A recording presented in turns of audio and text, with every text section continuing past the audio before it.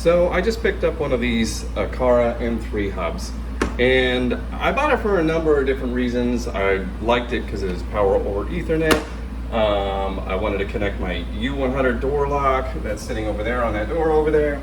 I wanted a new Zigbee coordinator. I needed a second IR blaster, and I wanted to control my wall unit over there, which is quite dumb. So, first of all, let's just talk about power over Ethernet. So you can make almost anything that's low power over Ethernet for like $8 with this like little adapter thing. You can buy a number of them off of Amazon. It's not really all that difficult.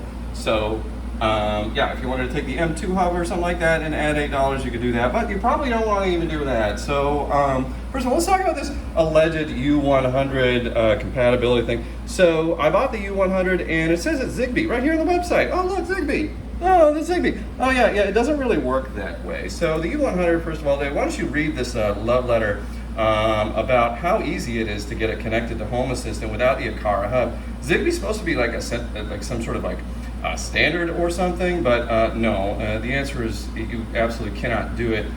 You might be able to do it with like if you have Bluetooth on your Home Assistant device, but no, without the Aqara hub, you basically cannot get your U100 door lock hooked up to Home Assistant. So that's a lot of fun.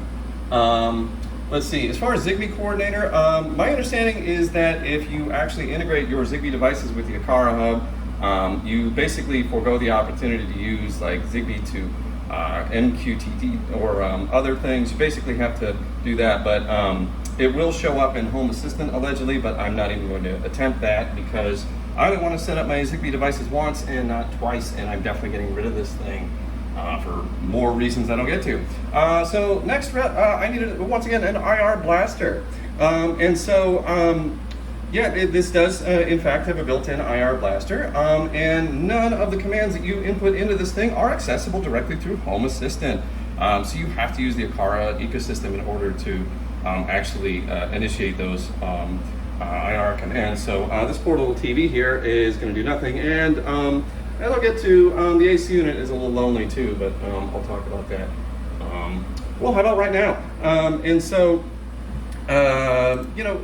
I saw this video by Paul Hibbert, and granted, it did admit that it was sponsored.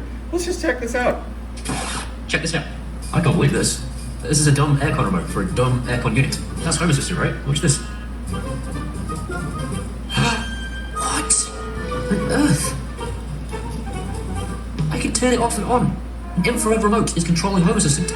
All right, well, let's just see that in action. That sounds really cool. In fact, I do have this remote to my system, and it would be nice to use both Home Assistant and this remote and have them actually synchronize together. As I said, this old wall unit is not smart at all, and even this remote does not know what it's doing, what the unit is doing at any given time. It just kind of stores data from the last buttons you pressed on here. So let's just take a look here. And so I happen to have. So it is really cool that when you do match an AC unit in the Aqara app, it will show up automatically in Home Assistant if you have it connected through Matter or HomeKit. And so let's just see this working. All right, so I'm just going to take this remote, I'm pointing it at the thing that's over there. This thing has got a pretty good view. Or is it just working? Oh, it turned it off. And if you kind of see in this video, it kind of did the same thing. That's okay, I guess. But let's just see what happens when you transmit. I'm going to transmit. I don't know if you can see over there, it should say something like 75 degrees Fahrenheit. It doesn't say Fahrenheit because it's America and we pretend like the French don't exist. All right, so let's just click this button here. All right, well, that's not working really well. Okay. All right, we're having some real problems here. Okay, let's just pause here a minute. Let's see if I can get this. All right, so I had to doink around in the Aqara app on my phone, which is exactly what I wanted out of a Home Assistant integration, is to continuously have to alternate between the phone to get it to work. Let's just see here. I'm going to transmit, say, 71 degrees to the thing. Let's see if it works. Boom.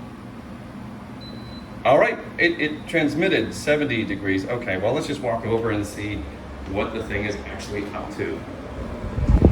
21 is not equal to 70. Oh, it's converting it into Celsius.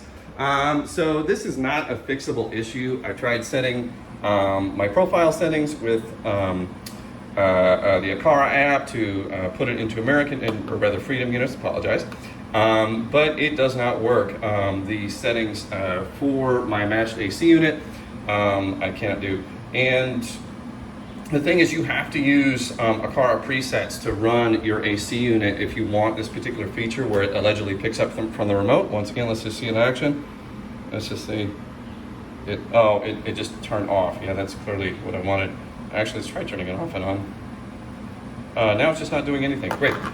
So even if you allegedly want this to work, you definitely have to have your particular AC unit in their system. You cannot alter anything. But good news is, once again, you can have it just transmit IR code. So you can dump all the different commands that this thing is capable of into the Aqara.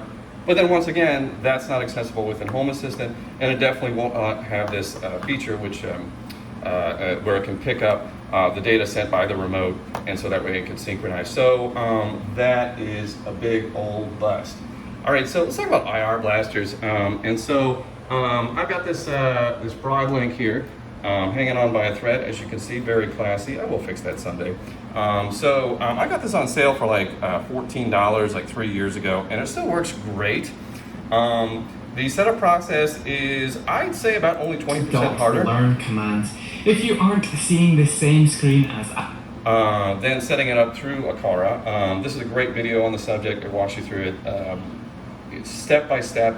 It actually is not very difficult at all. I mean, in general, it's going to be tedious anyway. You got to mash a button. You got to tell the thing what the button does. But that's the exact same in the Aqara hub, with the difference being that once you actually get it programmed, you can do anything you want with it. So here's my thermostat that I made. And I'll see if it actually works properly. Let's just turn it up. Oops. Sorry about all the beeps, but I changed it up to 76.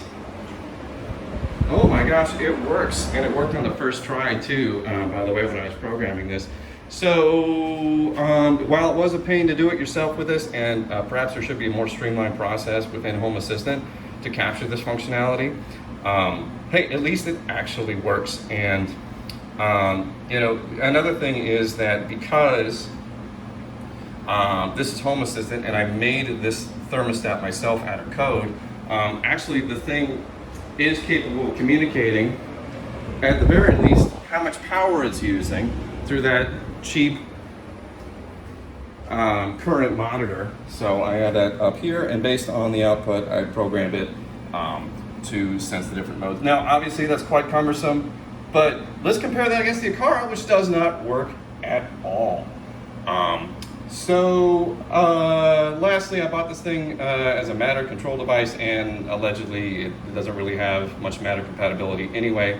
So in short, if you use Home Assistant, if you like using Home Assistant, if you want your stuff to actually work and not rely on Aqara's support to fix every problem for you, then I probably would stay away from this thing. Now, definitely there's some uses for this thing. It is nice that it's local, I guess, compared to, for instance, my very old Nest thermostats, which rely on the cloud, and a number of other unfortunate cloud-based devices. But in the end, if you are used to Home Assistant, if you want to use Home Assistant, this is definitely not the right product for you.